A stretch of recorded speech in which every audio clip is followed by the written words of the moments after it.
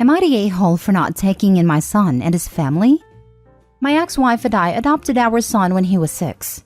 We had been his foster parents for 3 years and we wanted to make it official. Then I met his wife when he was 18. She knew he was adopted and she thought it would be good for him to get to know his biological parents. And over the course of the next few years, my ex-wife and I were slowly pushed out of his life. When they got married, we only received a wedding invitation. We were not part of the wedding party, and his biological parents and their spouses sat at the family table.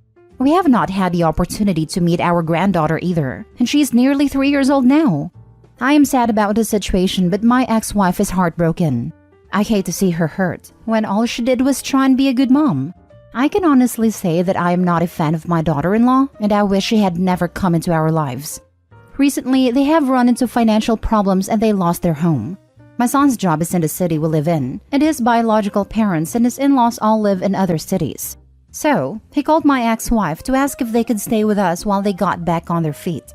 I said no, my ex-wife wants to, but I refuse to be used. He has been distancing himself from us for 9 years now, and the only reason he called was because he's desperate.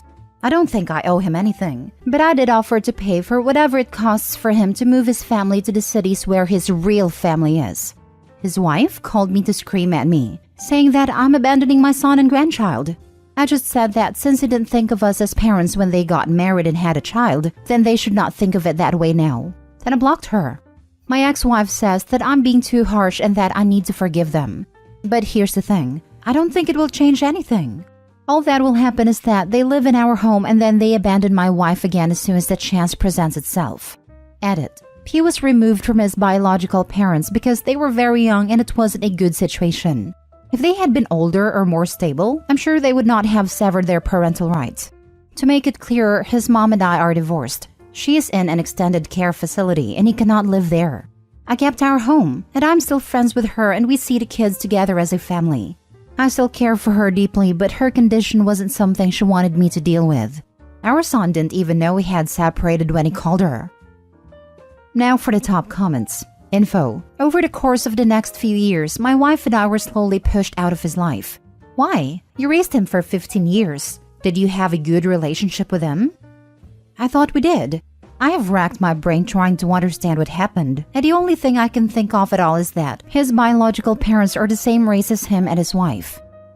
This reply kind of makes me feel you treated him as a different race than you. The only reason you can think of is the same race? Not anything else? I'm sorry, I don't quite believe that. His behaviors are screaming trauma without help. Now maybe that trauma came from when he was placed into foster care and just never got dealt with. Or maybe it came from your time with him, but I highly doubt it's only because of race. We raise him along with other foster kids and our own biological children, all of whom we see on a regular basis. While our biological children are white, our other foster kids are all not. Not the a-hole. He has been pushing you away for 9 years for his BioParents. He's clearly indicated you are not his parents. He doesn't get to randomly come back and majorly disrupt your lives because he's in a bad position now. He would 100% be using you and his wife. Sounds awful. You were more than generous to offer to pay for them to relocate. I understand your wife wanting to bring him back, but sounds like he has no remorse over how he has treated y'all for almost a decade. It doesn't matter. He and wife weren't good enough to be treated like parents for the past 9 years. They're not good enough now either. He can go and ask his BioParents. After all, they're the ones who had a post at the wedding as parents. Well, now they can actually do something for their son, given that they let Opie and wife raise him, and only came back when he was a grown-up to reap what they didn't sow. People like Opie's son are the reason why so many people refuse to adopt. Of course it matters. No one can force Opie to house them as they are adults. But understanding if there was a reason that a kid pulled away makes a different take to the story. He said in a comment that he and son are of different race, and that wife and son are the same race. So the son is a racist who pulled away because his parents were the wrong race. No, I do not believe that he is racist. Also, my wife and I are of European stock. His biological parents are not. His wife is very proud of her race and was instrumental in reconnecting him with his biological parents. Next story. Am I the a-hole for telling my best friend / sister-in-law the true reason for my divorce? I, 32 female, met my sister-in-law, Mary, 32 female, in uni. We were assigned flatmates who really enjoyed cooking and baking together and became best friends. She actually introduced me to her brother John, 35 male, whom I dated and eventually married 8 years ago. We have 2 kids aged 3 and 5. Mary was thrilled for us. She had a close relationship with John and remained best friends with me. John is very intelligent and a bit competitive in nature, so he naturally went into an intense career field. Unfortunately, he turned towards alcoholism to cope with an intense job. He started seeing a therapist to help him identify his triggers and drank less, and then he quit therapy thinking he was fixed, only to start drinking more again after a while. He did the find a therapist, control his drinking, quit therapy process 4 times over 5 years. Each time he'd make promises and agreements. We had 2 kids along the way. The first was before I realized how serious the drinking problem was, and the second after he agreed to quit completely and get fully sober. He went back on that promise and said he wanted to be in control of his drinking and only have 1 to 2 drinks a week. He never got completely sober. He'd flake out on promises to the kids and me. He'd go out with friends who encouraged him to drink and have 2 to 3 drinks and then start buying bottles of vodka and gin again. After the 3rd time he quit therapy, I gave him an ultimatum. Either get sober or I was leaving him and taking the kids. And I followed through with it. Mary and I stayed best friends after college, but John asked me to keep his drinking from his sister the first time around. I didn't want her to think he had a problem. He was my husband, so I agreed if he worked on staying sober.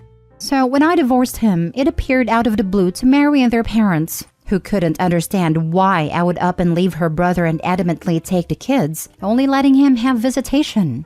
Mary blamed me for the divorce and wanted to end our friendship. So I told her the truth, that I loved him and still do, but I wasn't willing to spend the rest of my life and ruin my kids' childhood, setting ourselves up for disappointment over and over again when he wouldn't stay in therapy or stay sober.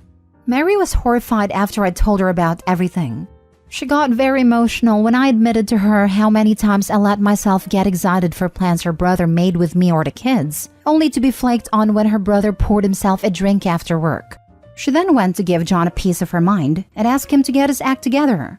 John's now extremely upset at me for spilling a secret that I'd promised to keep, because Mary's image of him is now rubbish and his parents are disappointed in him too.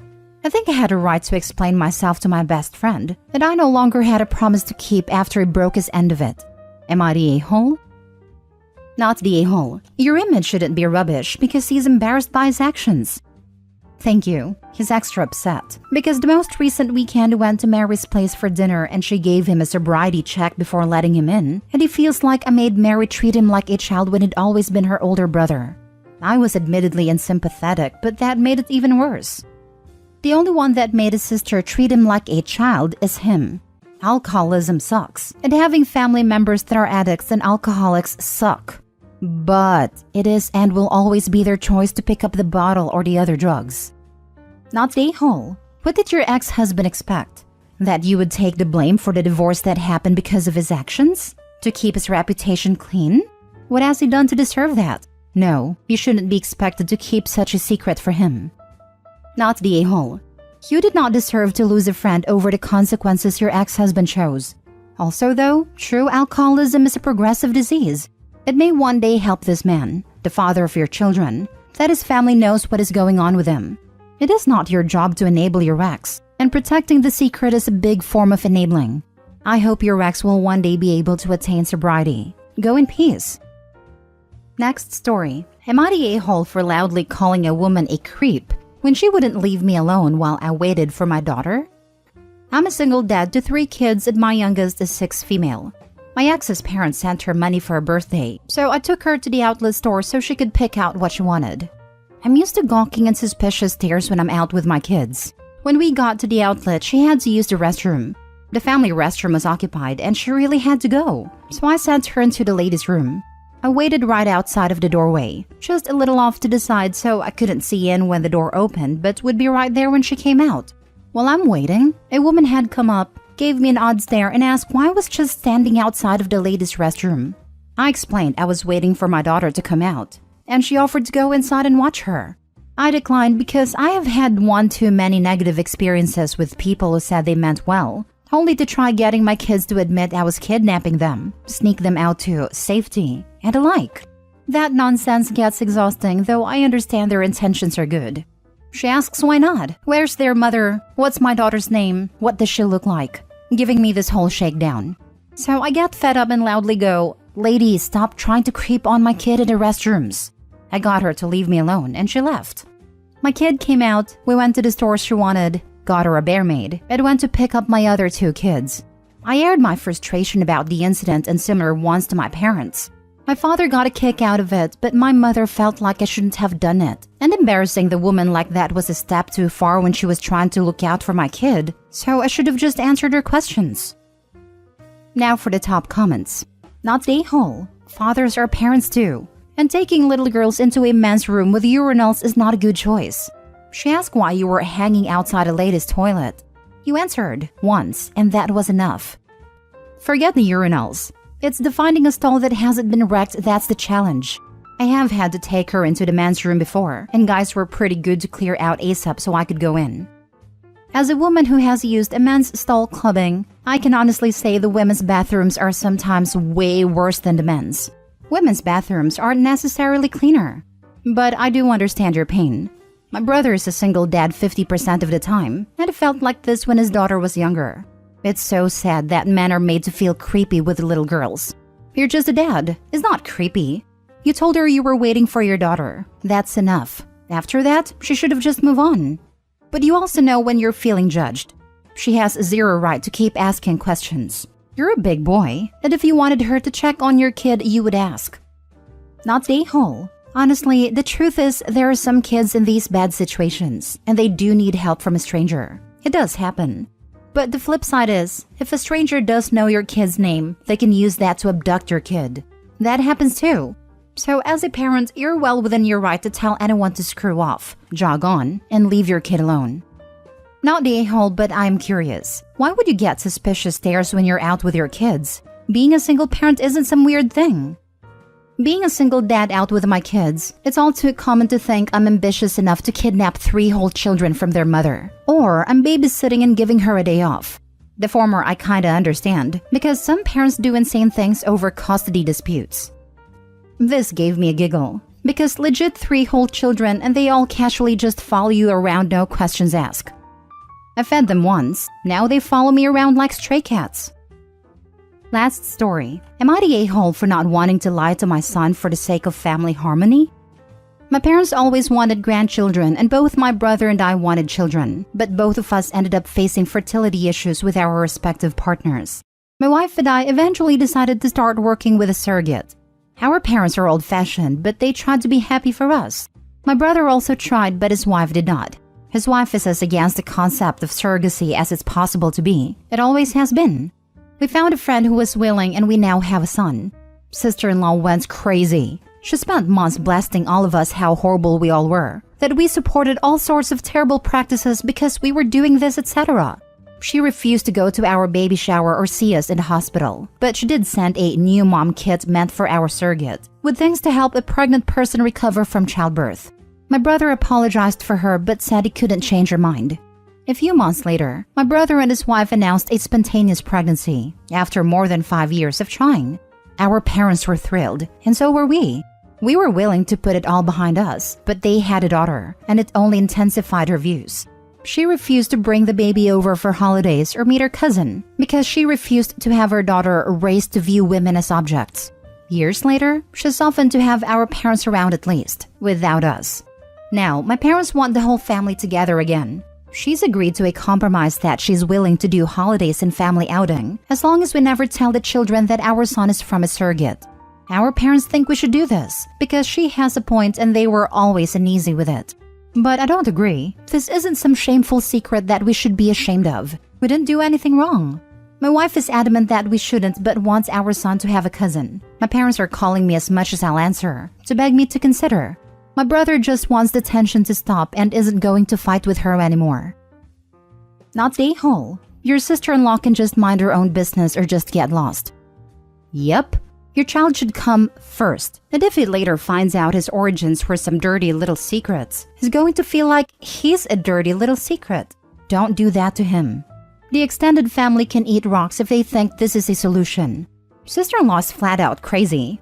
You better believe she's going to make some hateful or belittling comment to your son in the future if she feels this strongly.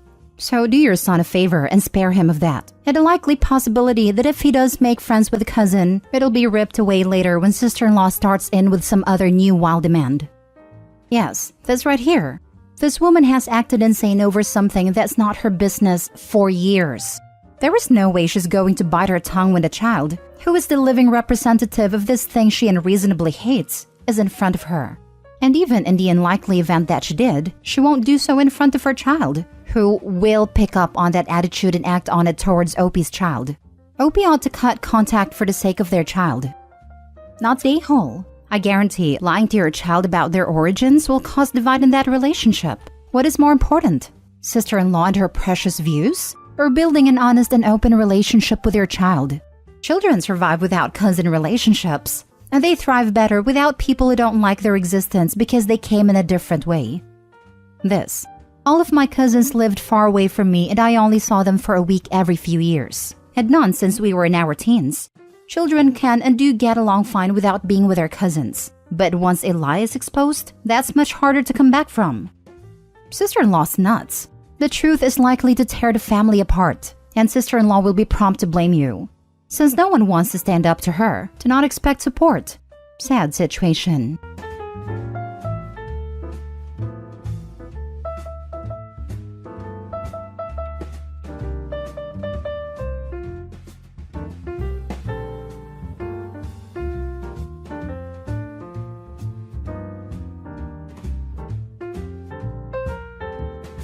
Final update. My parents tried to screw over my dying stepmother, blew up all of our lives instead.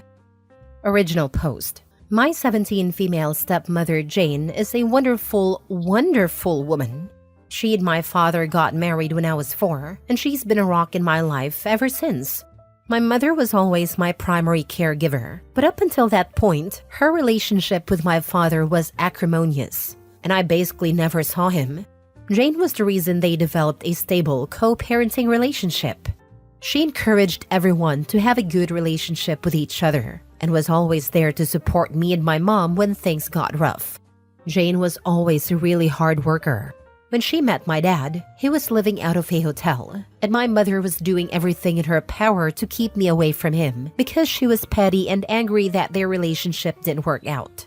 Meanwhile, Jane had a great job, a nice house, helped my dad get back on his feet, negotiated a visitation schedule with my mom, who hated her for a long time, and made sure my dad sent us money every week because neither of them could afford an attorney to negotiate child support payments.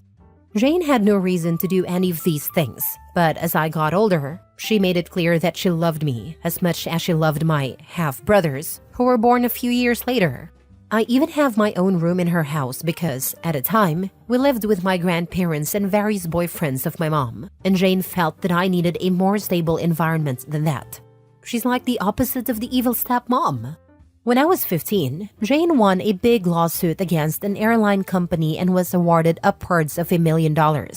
She used the money to build sizable trust funds for me and my brothers, so that we would be taken care of later in life.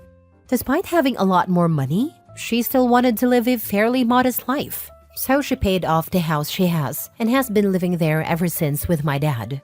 Sure, she bought a new car and they went on a few nice vacations, but she didn't blow all her money on stupid things, which I respected.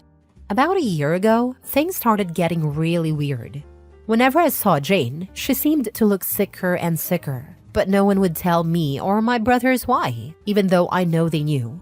All we knew is that she was at the hospital a lot. Around the same time, my mom started coming around my dad a lot more and acting really strange, basically like she was trying to romance him. Whenever Jane was in hospital, my mother would insist on spending the night at their house and playing mom to my brothers, which was so weird to me because she never liked them or Jane. She'd be the perfect little housewife, and my mom is not like that at all. It was super fake. Worst of all, my dad started falling for it. I'm not stupid. I'm pretty sure they were sleeping together. I tried to shield my brothers from it, but they're not dumb either. I tried talking to my dad too, but he insisted it wasn't like that. Then, a few weeks ago, my mom started talking about all the places she'd like to visit, how she wanted a new car and was looking to invest. which was weird because my mom has been a bartender her whole life and has lived paycheck to paycheck since before I was born. She was acting like she was about to get a lot of money, which started to make me really suspicious. Between Jane being sick and my mom acting all nouveau-riche, I had a lot of questions. Finally, I decided to visit Jane in the hospital and ask her about my trust fund. I found out that if anything happened to her, my dad would inherit all the money, including full control of the trusts for me and my brothers. She asked me why I was so interested in the trust fund, so I told her what was going on with my parents and how my mom had been acting with my dad. I didn't want to, but after everything she did for me, she deserved the truth. It really hurt me to break her heart like that, especially once I found out that she was basically in hospice at this point because of irreversible kidney failure. She's only got a few more months. We both cried so much. Then 2 days ago, everything came to a head. My mom stormed in furious and started arguing with my dad. Apparently, Jane met with her lawyer and changed the trust so that my dad would get nothing, and all of the trusts would be controlled by my step-aunt. She demanded to know how Jane found out about their relationship, and I came out and told them that I told Jane everything. I told them that if they wanted to play stupid games, they would win stupid prizes. And that I wasn't going to let them screw Jane over after all the help she gave my family when she didn't have to. My mom slapped me, and my dad just looked so defeated. Then my mom told my dad that she didn't really love him, that she was just pretending so he would marry her and she could get all of the money. The worst part about it is that my brothers witnessed the whole thing. And now, on top of their mom dying, they have to deal with a cheating dad and his vindictive ex. Our whole family is in ruins, and I feel like it's my fault even though I know it's not. Yesterday, I visited Jane again and told her about the fallout. She apologized and said that she had to dissolve my trust fund to make sure my mother didn't get a hold of the money, but that as her oldest, I will inherit the house/property after she's gone, and that's worth more than the other 2 trust funds combined. My father won't get anything because she's going to divorce him before she dies, and honestly, I was happy for her. She made me promise to take care of my brothers and told me that once I turn 18 this summer, I can kick my dad out of the house if I want to, and I fully plan to do that, by the way. I haven't talked to my dad since, and I can't even look at my mom. I can't believe they would conspire to do this to Jane after all this time. Just proof that they deserve each other, and I'm embarrassed that they're my parents. Once I turn 18, I'm going to cut my dad out as much as I can and cut my mom out completely. I hope she rots. Meanwhile, I'm going to try and be at the hospital as much as I can until Jane passes away. Edit? Some people are asking a lot of the same stuff, so I'll just clarify here. My brothers, my plan is to use some of the estate money to fight for guardianship of my twin brothers so that they can live in the house while I kick my dad out. The trust. Jane dissolved my third of the trust and switched it over to cover house maintenance, putting the house in my name so my dad wouldn't get it. My parents. The big fight happened on Sunday, and I haven't spoken to either of my parents since. Hope that clears some stuff up. Now for the top comments before reading the updates. I'm so sorry you're going through such a hard time, OP. The most important thing you've inherited from Jane is a strong moral compass. You could have taken the easy road and ignored everything your mom and dad were doing, but your compassion for Jane is proof you take after her the most. Thanks a lot. Yeah, when my mom was yelling at me, she asked why I couldn't keep my mouth shut and mind my business. And I told her, because Jane raised me better than that. And that's when she slapped me. I feel like she's always been threatened by Jane, and that was just proof. I'm so sorry, OP. Jane may not have given birth to you, but she's your mom through and through. I'm sorry she's dying, but I'm sure she's happy and relieved to know that even after she's gone, you'll have her back and keep an eye on her kids. Sending good thoughts your way. Thanks a lot. I really love my brothers, and I know it's my job to take care of them properly now that they won't have a mom around. Jane did so much to raise me, and my brothers won't have the opportunity, so it's only right that I help them. Now for the first update. Hi guys, it's me again. A lot of you ask for an update in my situation with Jane and my family, so I've come back with a few things that have happened since I initially posted. I will try to organize this in a way that addresses the major points from the last time. Jane is still alive and doing surprisingly well, considering the circumstances. She's always been a fighter, and although her disease has been progressing, she's keeping a positive attitude with everything that's going on. She says she's grateful that she was able to see everyone's true colors before she passed, so she could go into the next life knowing the truth. We have become so unbelievably close in the past few months, and it's getting harder and harder to know that she's getting close to the end. She doesn't ever talk about it though, and I know it's because she doesn't want to hurt me. But we both know the situation, so we're just making the best of our time. I'm also not being completely transparent about all of the drama at home, but to be honest, I don't think she needs to hear all of that. We did end up having that surprise celebration of life that I planned. A lot more people showed up than I thought, but they all got an Airbnb near the hospital where Jane is, and we were able to take her out and spend some time at the lake near the facility. It was super low-key, which I know Jane preferred, and I was even able to get her old college friend to come after I found him on LinkedIn, lol. We had food, and there was music, and we played games. It was overall a really great time, except Jane started crying at the end, but she promised me it was just because she was grateful. My brothers are also doing okay. My aunt, Jane's sister, is currently paying for them to go to therapy, and they've become a lot more open about talking about the situation.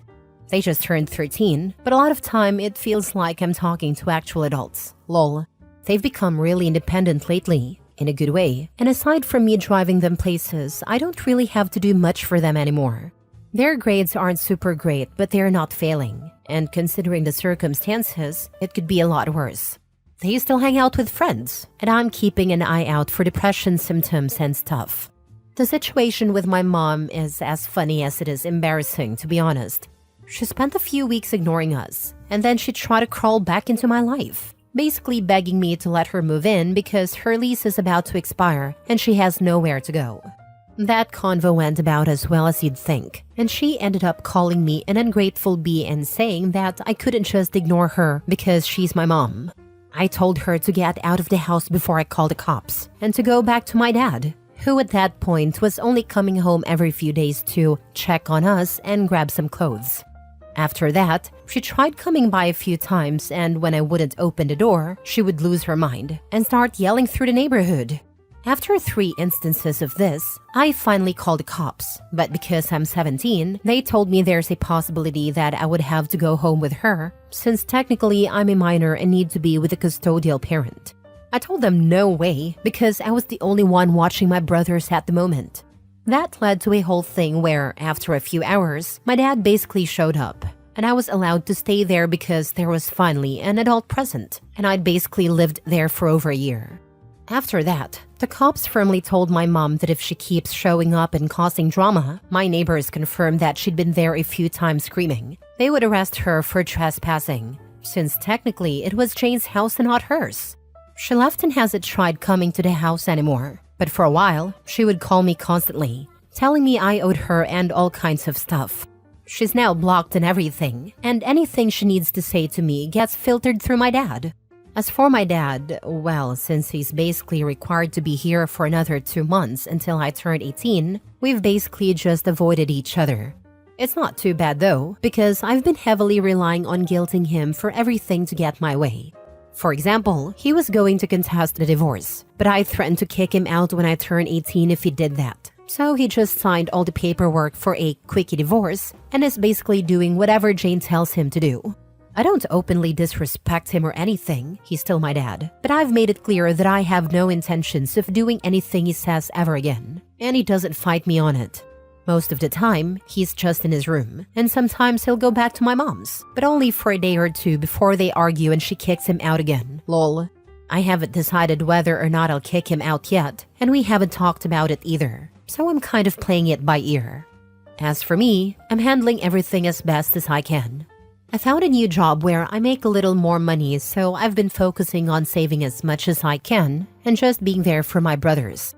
Between working, school, and visiting Jane, I've been so busy I haven't really had time to stop and think about everything. But I know it'll come. One of my friends has really stepped up and helped me manage everything, and I'm super grateful to him for being there for me and my brothers, so we'll see how that goes.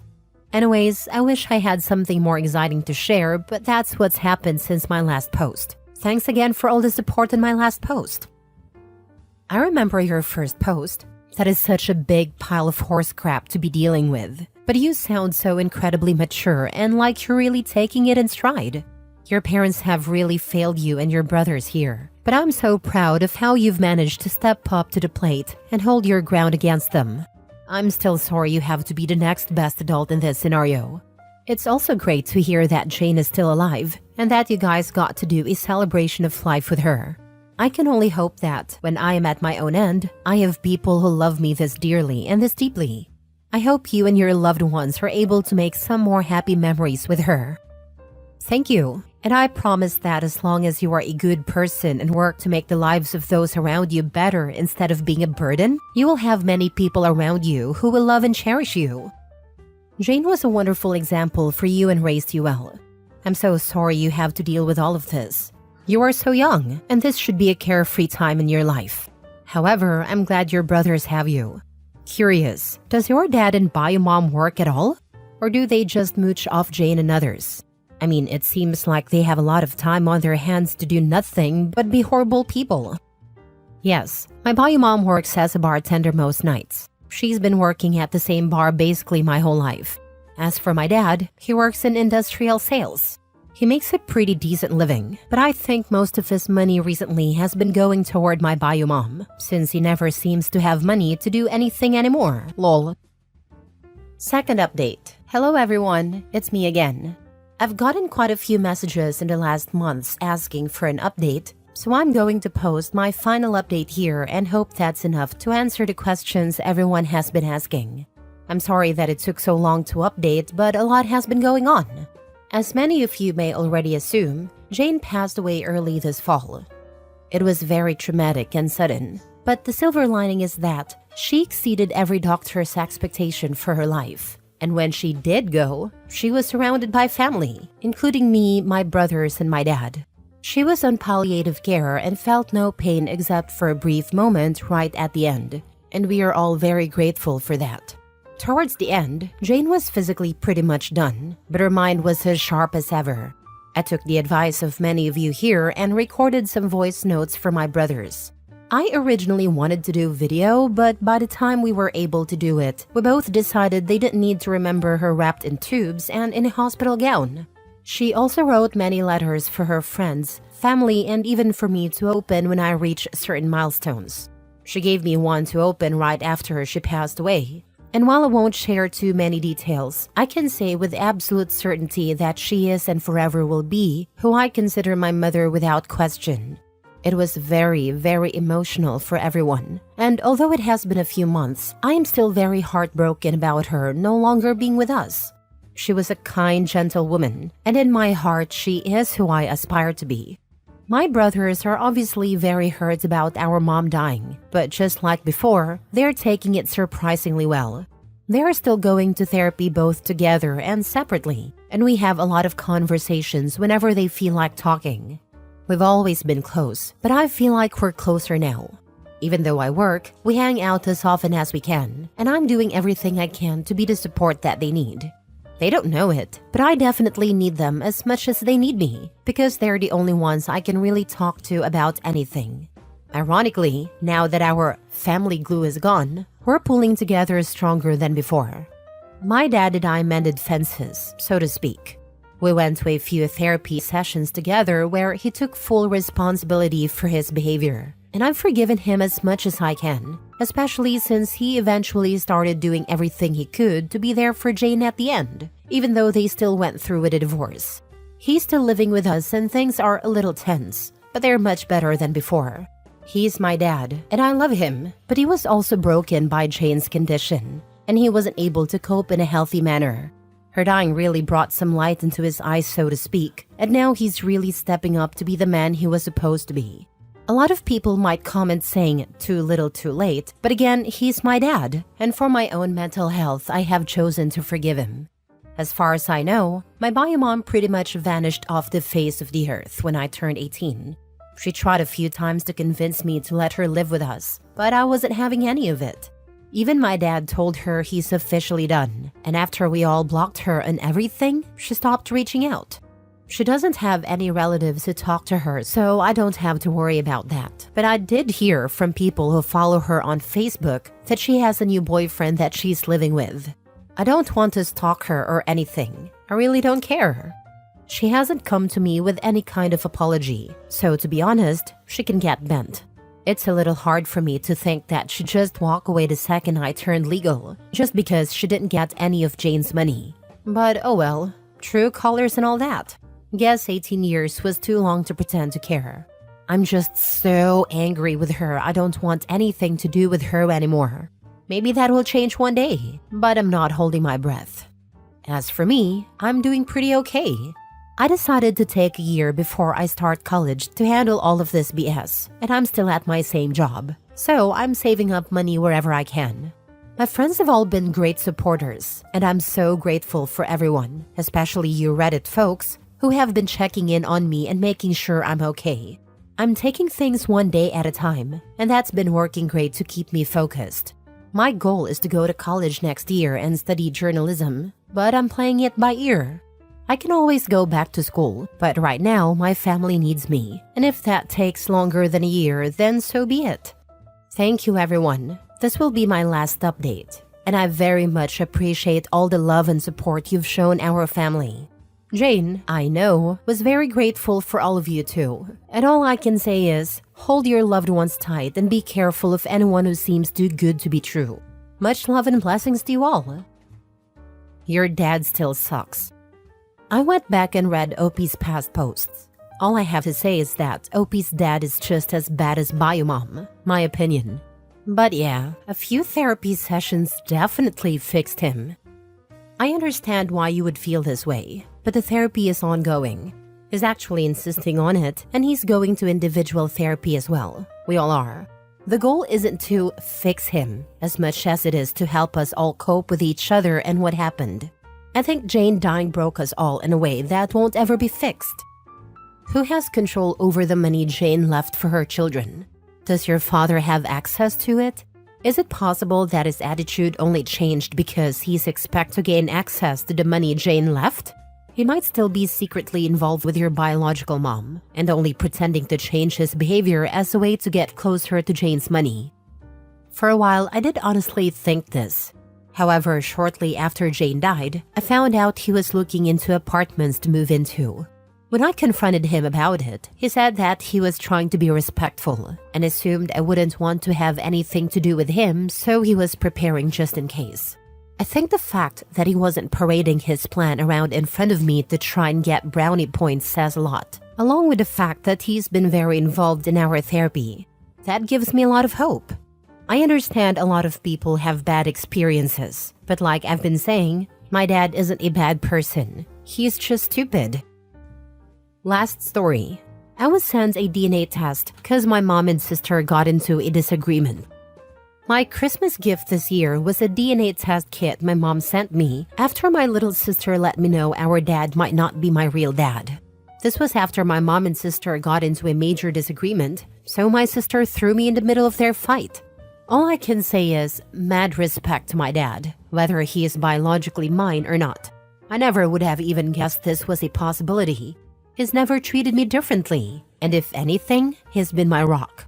I also found out my sister had been making stories up about me and telling everyone my personal struggles and battles all these years, which resulted in a lot of family members ignoring me and isolating me and my 2 kids. My dad, again not sure if he's biological or not yet, and my older brother are the only ones who never turned their backs on us. I never understood why my kids and I were not invited to family holidays, etc. anymore years ago. It made me sad, but I just accepted it. On top of this news, I was also recently diagnosed with psoriatic arthritis mutilans, which is a rare and severe type of PSA. The condition ultimately causes bone loss in the affected joints, which can make it impossible to bend or straighten them. I haven't told my family yet, but it's just one more personal battle I'm ready to take on, and that's okay. I have a long, extensive background of medical issues but haven't given up yet. So, with the DNA test kit, my mom wants me to take it so she can basically throw it in my sister's face if it comes back saying my dad is my biological dad. But she said she doesn't know what she will feel if it comes back saying he isn't. Meanwhile, my sister has been trying to convince my dad to kick my 2 kids and me out of his apartment, especially if he's not my bio dad, which my dad, bio or not, said he wasn't going to do. I've been working, trying to save money and get a place for my kids and me, so I'm trying either way. I just feel lost, confused, and alone. And I'm open to any advice or suggestions to help during this time now that my family circle just got even smaller because I can't trust anyone at the moment. Apparently, it doesn't matter to your dad if you're his biological child. He loves you regardless. Why do anything for a family that rejects you? You love your dad and he loves you. Tell them you haven't been part of their family since they rejected you. Keep in touch with your dad and brother. Tell him what's happening and cut the rest off. I have cut contact with my sister. However, my sister ended up cutting contact with my mom. Like my sister and me, my mom and I have also had issues in the past seeing eye to eye. It always felt like my mom and sister teamed up against me. My mom also would baby my older brother and favor my 2 siblings. So now that my sister is no contact with mom and my brother went no contact with mom as well, I'm the only one talking to my mom. It's kinda sad because, for the first time ever, my mom actually talks to me more than she ever has. I've literally spent years longing for a mom-daughter bond like my sister and her had. I love my sister, and even if she gave me devastating news, and I have to love her from a distance, I still hope she is always okay and her family's happy. So, with that being said, it's hard to go no contact with my mom because she finally answers my phone calls instead of ignoring me, and she has been listening to me and telling me about her life, etc. Even though it's probably not the healthiest thing, because my mom also ends up steering conversations, talking about my sister and how upset she is that she isn't talking to her. The days when I'm noticed and my mom spends a little more time talking to me, I like those times. Sounds lame, I'm sure, but I feel conflicted with that part.